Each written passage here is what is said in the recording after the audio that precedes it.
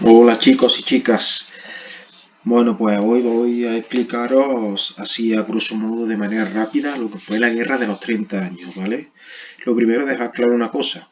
No fue un conflicto que estuvieran 30 años continuamente de guerra, sino que son distintos conflictos que todos tienen algo en común y forman parte de un proceso mucho mayor que el que se conoce como guerra de los 30 años.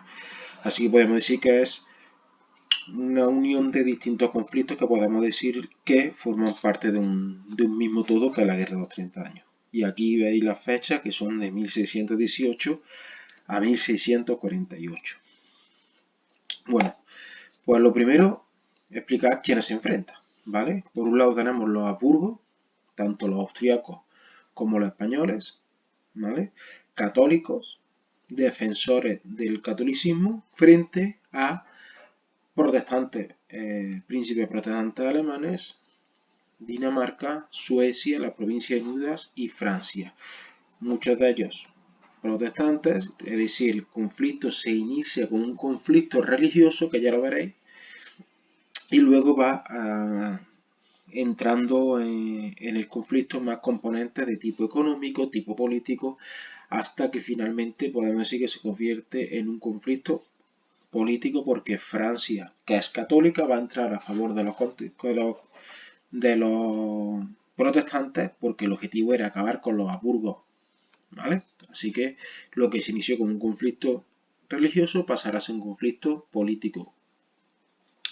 Se periodiza o se divide en 4 periodos: el periodo palatino, el periodo danés, el periodo sueco y el periodo francés. Luego lo explicaremos cada uno, simplemente tenéis ahí la fecha de referencia, pero bueno, tampoco hay que prestarle mucha más atención, ¿vale?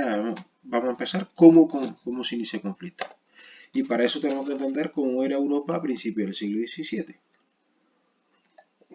Tenemos los grandes dominadores, que son los Habsburgo, tanto la monarquía hispánica, aquí pone España, pero en realidad sería Castilla y Aragón, con Portugal y todas sus posesiones, tanto aparte de América, en Asia y en África. Tenemos aquí la zona italiana, en el norte de Italia, Franco Condado, los Países Bajos, que todavía estaban en conflicto con las Provincias Unidas. Y luego tenemos también los Habsburgo austríacos, que es la otra rama de los Habsburgo, ¿entendido? Por lo tanto, básicamente era la familia que dominaba, que aparte tenían el título imperial del Sacro Imperio Romano Germánico, por lo tanto hablamos de que eran los grandes dominadores de Europa, ¿entendido? En el Sacro Imperio Romano Germánico, que es un conglomerado de estados donde había estados protestantes con estados católicos. Ya vimos cuando vimos la Reforma como el protestantismo fue adoptado por muchos príncipes alemanes como una manera de restar, de disminuir el poder del emperador y la influencia del emperador. Luego reinos del norte, como son Dinamarca y Suecia, que van a tener intereses económicos aquí en la zona del Báltico, y eso va a chocar con intereses económicos de la zona alemana y sobre todo del emperador. Y como hemos dicho, el otro gran país de la zona, que es Francia, que está arrinconada entre las dos posesiones de los Habsburgo, por lo tanto temerosa en cualquier momento de una posible invasión, y cuyo objetivo va a ser reducir la influencia de ambas ramas de la familia de los Habsburgo. Y por último, Inglaterra. ¿Cómo se inicia el conflicto? Pues el conflicto se inicia en esta zona, en la zona de Bohemia, ¿vale? Lo que actualmente sería parte de la República Checa. En esa zona donde convivían católicos con protestantes, los católicos atacaron a una iglesia protestante y como respuesta a ello los protestantes atacaron la ciudad de Praga y cogieron a todos los emisarios, funcionarios imperiales que eran católicos, y los tiran por una ventana. Básicamente lo que se llama la defenestración de Praga. Aquí lo tenéis en un grabado, como lo van a tirar por la ventana. Y eso va a provocar un conflicto porque rápidamente la región de Bohemia, pues viendo que ha atacado a funcionarios del emperador, va a entregarse o va a pedir a Federico V, que era el elector del Palatinado, un territorio que está por esta zona, para que el territorio de Bohemia pase a formar parte del Palatinado. Federico V acepta y lo que hace el emperador austriaco será enviar a su ejército a Bohemia. ¿Vale? Y aquí se enfrentarán en las cercanías de Praga, en la batalla de la Montaña Blanca, donde Federico V es derrotado y finalmente huye de Praga, dejando a los bohemios a su suerte. Prácticamente Bohemia pasará a formar parte del territorio austriaco, es decir, pasa a formar parte de los dominios del emperador, y también se prohibirá la libertad de culto, aquella que se había firmado en la Paz de Habsburgo de 1555. Con esto podemos decir que acaba el primer periodo, que es el periodo palatino. Y pasamos al segundo, que será el periodo danés. Dinamarca, que tiene intereses económicos en la zona del Báltico, por lo tanto contrario a los intereses del emperador alemán, es llamada por distintos territorios del Sacro Imperio Romano Germánico, puesto que la invasión y toma de Bohemia fue tomado como un temor, por así decirlo, algo que no se esperaba y que puso en alerta a los príncipes protestantes alemanes. Por lo tanto, piden ayuda a Cristian IV de Dinamarca y este decide intervenir en el conflicto y invade Alemania. Sin embargo,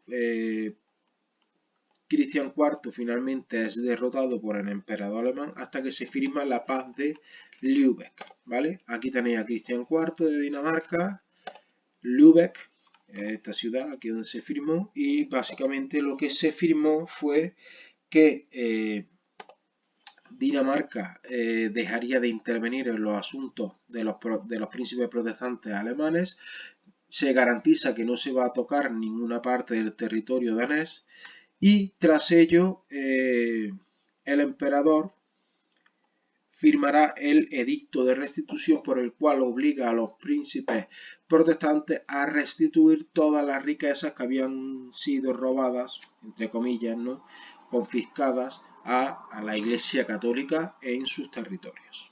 ¿Entendido? Así que con eso pasamos ya el segundo periodo, que será la intervención danesa. Pasamos al tercero, que es el periodo sueco, ¿vale?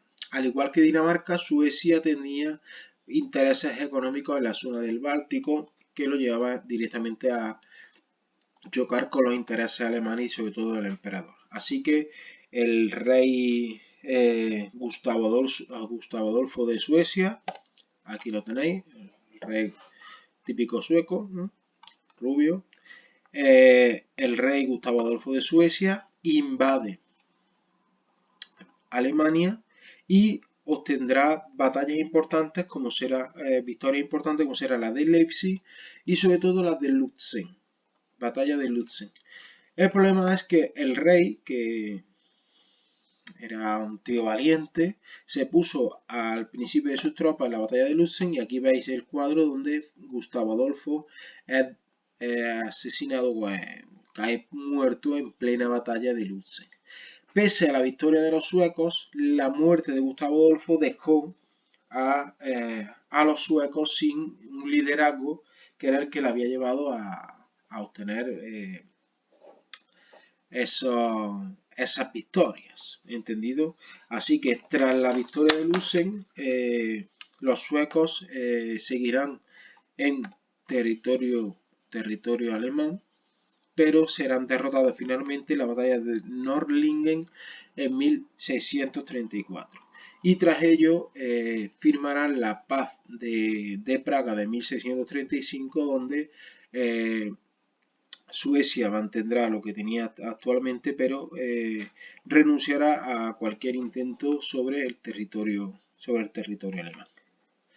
Así que llegamos al año 1635 y pasamos al último periodo. Además, el cambio de tendencia a la guerra. Como veis, en todo este momento, la victoria es para los Habsburgo, porque aunque estamos hablando de que todo el conflicto se produzca en esta zona, los Habsburgo austriacos serán fuertemente apoyados por los Habsburgos españoles. Sin embargo, todo esto cambia cuando Francia entra en el conflicto en 1635.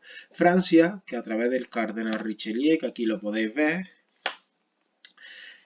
había sido muy activa mediante diplomacia para provocar la entrada en la guerra de Suecia.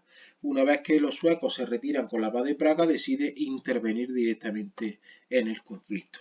¿Vale? Entonces se produce la intervención francesa, que obtendrá victorias aquí en la zona de Alsacia y venciendo a los Habsburgos alemanes aquí, a los Habsburgos austriacos aquí en la zona de Alsacia, y venciendo también a los Habsburgos españoles en la zona de Arras, que está por aquí, en la batalla de Arras. ¿Entendido? Así que tras esas dos batallas, Francia decide invadir el Imperio Alemán y se producirán importantes batallas o importantes victorias, destacando fundamentalmente nuevamente la batalla de Nördlingen, como veis aquí, la batalla de Nördlingen de 1645, no confundir con la de 1634 que enfrentó a suecos y alemanes. Esta enfrentó a franceses y a alemanes, o a los Habsburgos austriacos y españoles.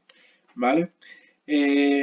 Tras la batalla de Nördlingen, donde las tropas francesas son comandadas por el conde de Turenne y el príncipe de Condé, sostienen la victoria, lo que hace que la llegada de un nuevo emperador alemán y también la llegada al trono, la subida al trono de Luis XIV en Francia, decidan dar otro rumbo al conflicto. En vez de continuar con el conflicto militar, se pondrá fin a través de un tratado. Y ese tratado es la Paz de Westfalia en el año 1648.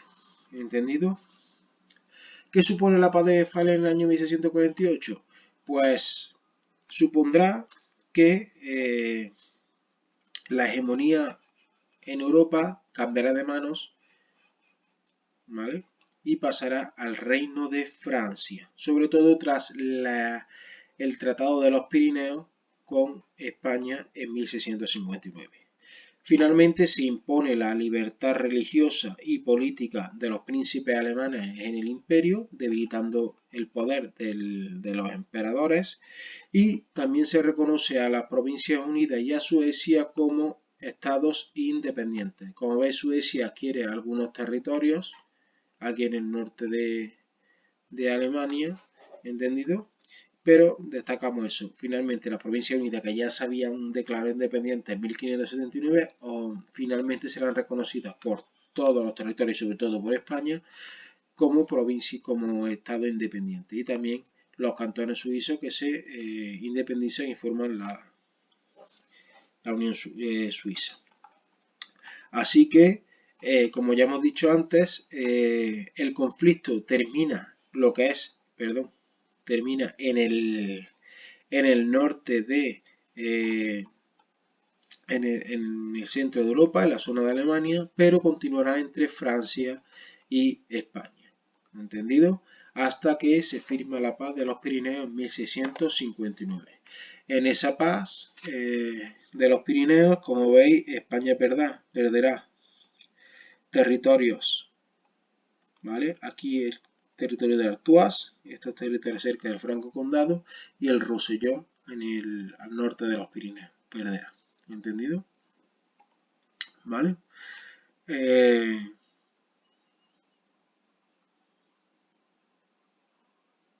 Así, además de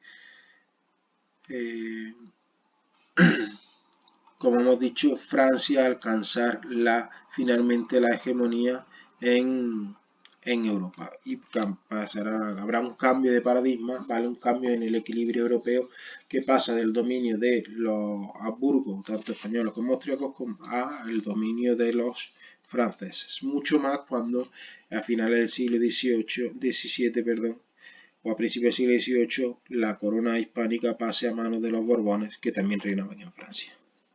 Bueno, pues chicos, espero que os haya servido de ayuda y nada, con esto termino. Un saludo a todos.